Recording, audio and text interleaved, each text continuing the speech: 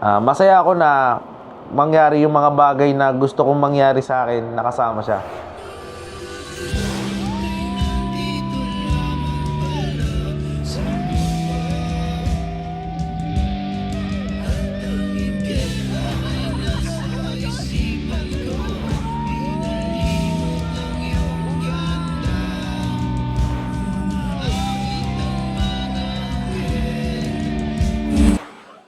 Ni hao, may gusto nga pala akong sabihin sa inyo. Alam ko, karamihan sa inyo gusto maranasan yung naranasan ko. Hindi ko alam kung bakit kinakabahan ako eh. Hindi ko masabi yung gusto kong sabihin. Pero ginawa ko lang talaga tong video na to para i-share sa inyo yung nangyari sa akin. Kakagaling nga lang pala namin China. Kasama ko si Sob, si ate, tapos yung ibang friends namin. Then yung partner ko. Yes, guys, may partner na ako. May isa na kaming anak. Magiging dalawa na sila kasi palabas na yung second baby.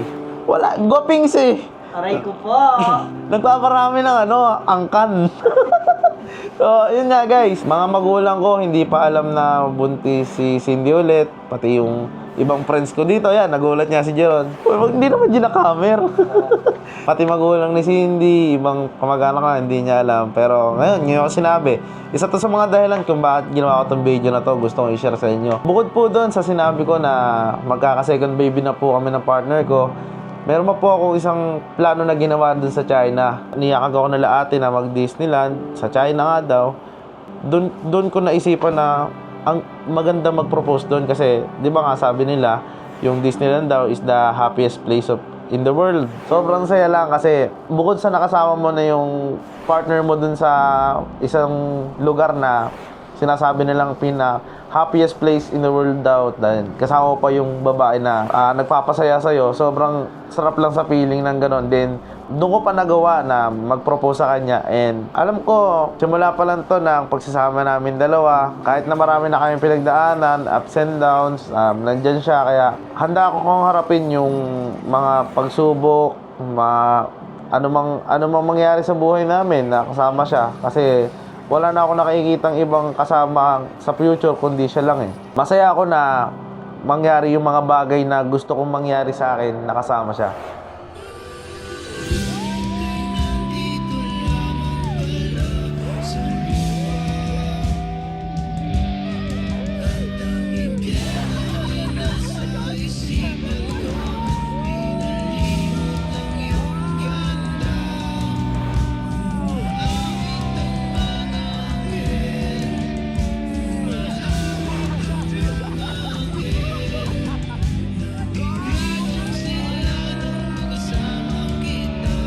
Po, marami na tayong pinagdaanan sa loob ng 5 taon natin pagsasama. Hirap, saya. Then, gusto kong sabihin sa'yo na sobrang saya ko kasi ikaw yung nakilala ko. Ikaw yung nakasama ko. Ikaw yung binigay sa akin ni Lord Jesus na babae na makasama sa buhay.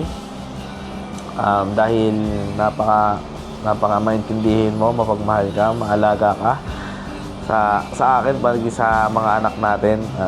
Kaya ngayon gusto kong sabihin sa'yo na mahal na mahal kita. Gagawin ko lahat para sa'yo, maging sa mga anak natin. Siguro yung ibang message doon na lang pagka kasal na tayo. Pero sobrang excited ko na mapakasalan ka. Then masabi ni pastor na kiss the bride, at ikaw yung nasa harapan ko. Yun lang. I love you so much. At bakbaka na.